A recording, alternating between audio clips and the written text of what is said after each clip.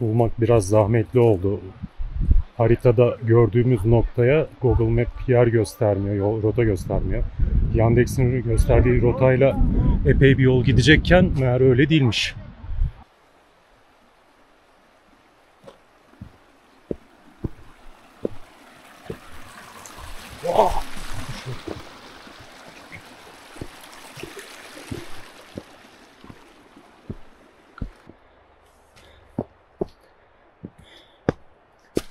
Vay canına.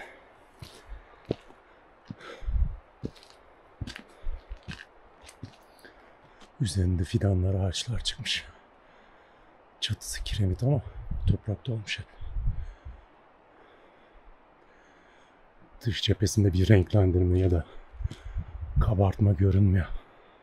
Türkiye'nin her yeri böyle manastır, kilise, şapel türü şeylerle dolu. Doğa olaylarıyla ve definecilerle, bilinçsiz insanların saldırılarıyla tamamen yok olana kadar parça parça gidiyor. Pencerelerin üzerinde işlemeler var. 4 kilise Gürcü Kralı David tarafından yaptırılmış. Yemekhane, şapel gibi bir sürü bölümden oluşan bir kompleksiymiş.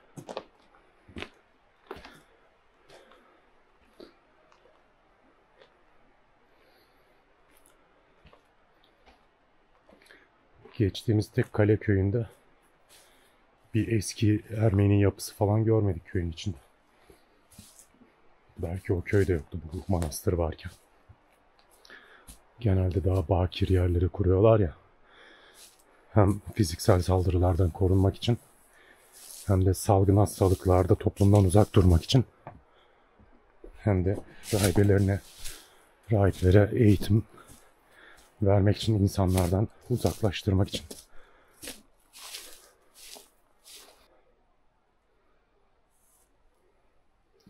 ...2100 yıl önce buradan kaç yüz insan geçti.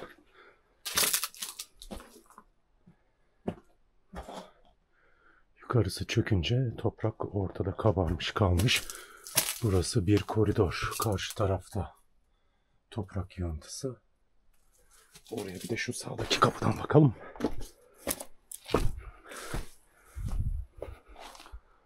Girilecek gibi değil.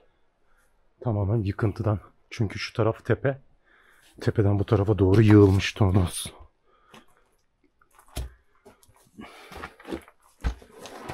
Çok güzel.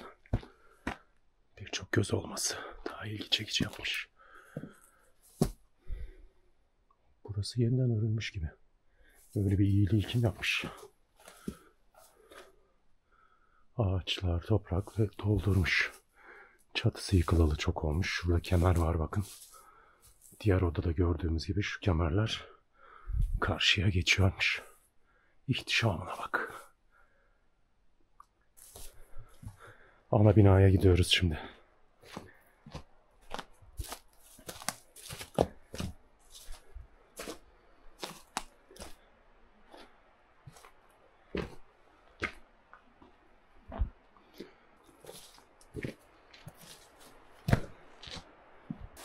Gidebiliriz oradan.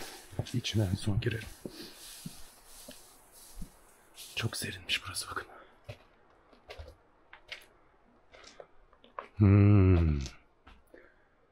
Burayı niye yaptınız böyle? Şu betona yaptı, bakar mısınız ya zamanında yaptıkları harcın sağlamlığına? Buradan girebilir miyim ben? Girerim. Kayar mıyım? Ana binadan buraya geçiş görünüyor zaten. Burası da pencere gibi duruyor. Burası pencere olsa gerek. Ana binadan daha büyük bir geçiş görünüyor. Oradan geçeceğim.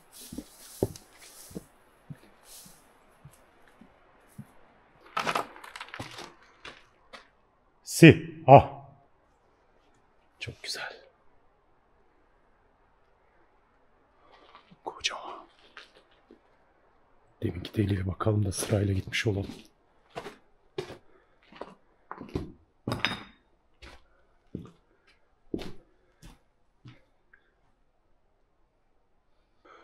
Sapasağlam. Tavanda bir renk ya da işleme göremedim.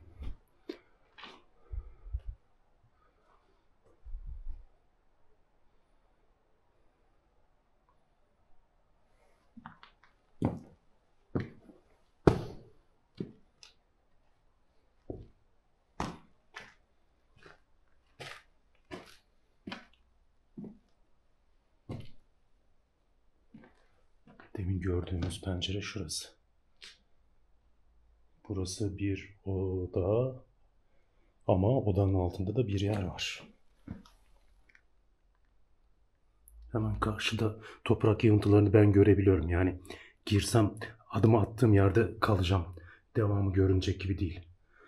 Kubbe şeklinde yapmışlar ve toprakla dolmuş. Tavanı delmişler. Yukarıda da bir oda olsa gerek o zaman.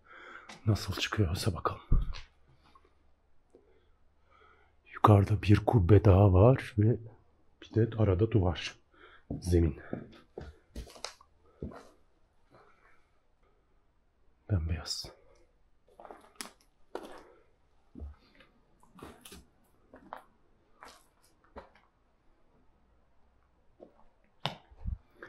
Önce çevre olarak içinin duvarlarını döneceğim. Sonra ortaya geleceğim. Tamam.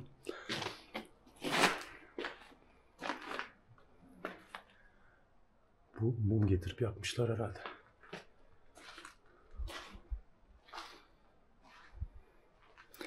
Karşıda da bir oda. Burayı da defineciler kazmış tabii. İnsan define saklayacak olsa böyle büyük bir binanın içine saklar mı?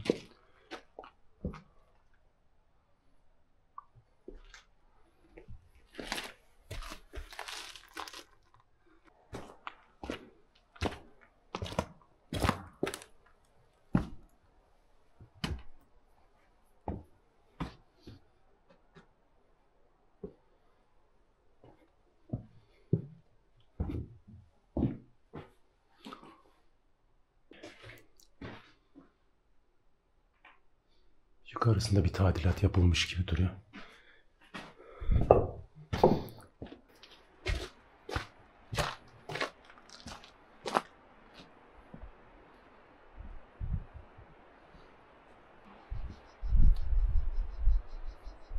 Bir bina daha var. Renklendirmeye bakın işte. Ama bu sonradan boyanmış. Boya akmış çünkü. Üstteki pencerelerin üzerinde işlemeler var. Duvar dümdüz bir şekilde çıkıyor sapasağlam.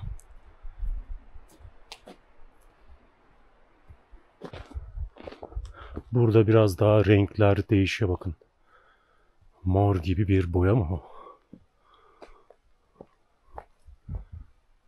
Bu taraf epey yıpranmış.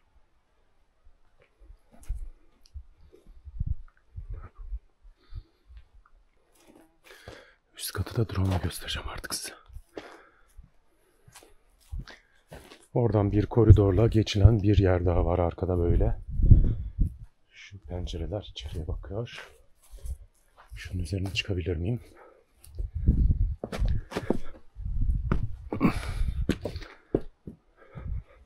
Hop. Hop deyip duvarı çökertirmişim. Hoppa.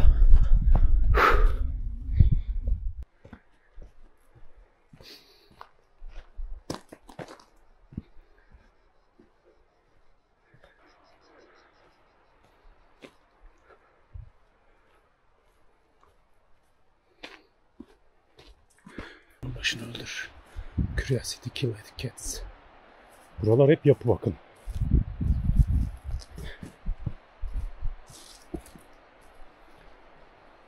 Duvar olmuşlar.